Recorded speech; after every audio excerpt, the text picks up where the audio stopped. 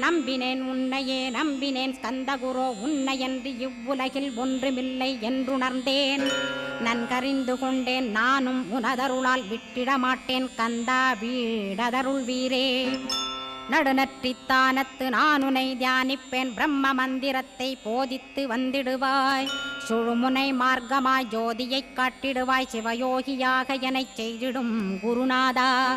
ஆசையறுத்து அறநடியைக் காட்டிவிடும் மெய்யடியராக்கி மெய்வீட்டில் இருத்திவிடும். கொங்கு நாட்டிலே கோயில் கொண்ட ஸ்கந்தகுரோ கொல்லிமலை மேலே குமரகுருவானவனே. கஞ்சமலை சித்தர் போற்றும் ஸ்கந்தகிரி குருநாதா கருவூரார் போற்றும் காங்கேயா ஸ்கந்தகுரோ.